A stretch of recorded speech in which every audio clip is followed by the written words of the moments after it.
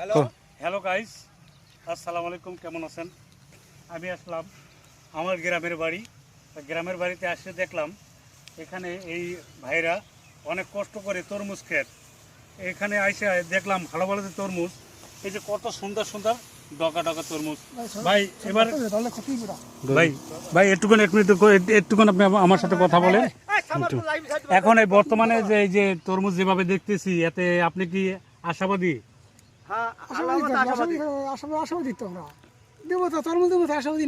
বুঝছেন, কিন্তু আপনি তো কোনো এখন পর্যন্ত আল্লাহর কাছে শুকরিয়া। আর আমরাও একদিনে দোয়া করতে আছি তাহলে এরা লাভবান হইয়া আমাকে দেশ যা গাই গুছালে আপদ বিপদ মানদার না তা সেখানে তার মুক্ত হয়ে তার দেশে যাইতে হাসি মুখে। তাহলে একটা খারাপ কথা কই দেবো? না না না না না না, খারাপ কথা বলার দরকার নেই।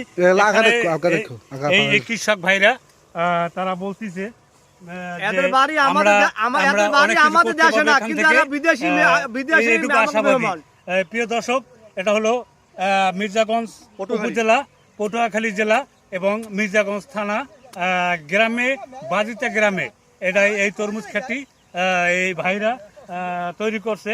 এখানে হাজার হাজার আপনারা দেখতেছেন, এই যে মনে করেন অনেক এরিয়া নিয়ে তারপরে এই বাগানটা করা হয়েছে, যার কোনো কুল কিনারা নেই।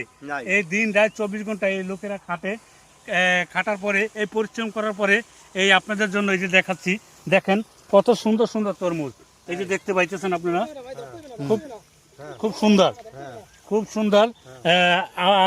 আমি মনে করি আপনারা এখান থেকে তরমুজ নেবেন এবং খাবেন এবং তাদের জন্য দোয়া করবেন যেন তারা লাভবান হতে পারে।